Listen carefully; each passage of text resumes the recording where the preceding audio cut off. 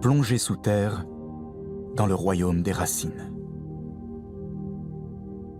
Comme les feuilles, les racines fines d'un arbre meurent à chaque automne pour renaître au printemps.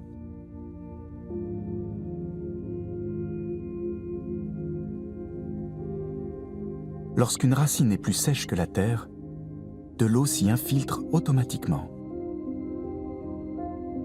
Elle se diffuse alors jusqu'au système racinaire central, où un dispositif bloque toutes les substances nocives. Les nutriments et l'eau, en revanche, peuvent continuer d'avancer à travers les cellules de la racine centrale.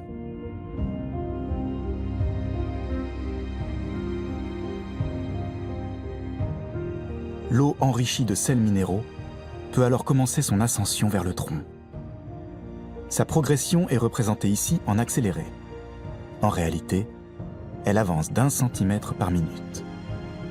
L'aspiration se fait par capillarité. Les liquides montent par des tubes étroits, jusqu'à une hauteur d'1 mètre pour le hêtre. À partir de là, les feuilles sont mises à contribution.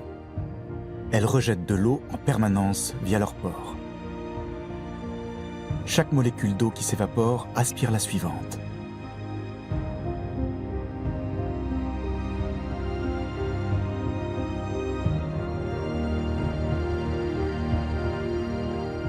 Les arbres s'approvisionnent en eau en la redistribuant continuellement, en quelque sorte. S'il y en a assez à disposition, la photosynthèse tourne à plein. Mais ce n'est possible qu'à condition que la chaîne des molécules d'eau ne se rompe jamais. C'est pour que ces fines conduites n'éclatent pas sous l'effet du gel que notre chêne perd ses feuilles à l'automne. Le transport d'eau s'arrête net. L'arbre entre en dormance. À l'arrivée du printemps, les premiers bourgeons en haut de la couronne ont grand besoin d'eau. Mais l'arbre n'a pas encore de feuilles pour la hisser jusque là-haut. Alors, la nuit, en particulier, les racines envoient de l'eau vers le tronc. Un tour de force qui coûte beaucoup d'énergie à l'arbre. On ignore encore comment les racines procèdent exactement.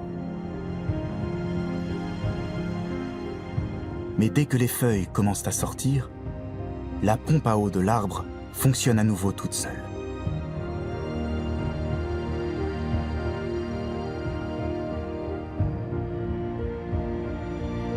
Le temps est venu pour les feuilles de rendre l'appareil aux racines.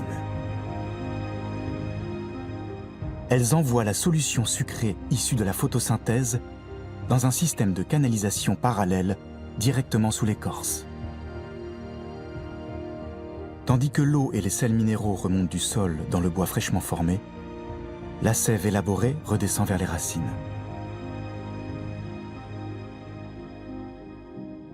C'est là, et dans le bois, que sont stockées les principales ressources énergétiques.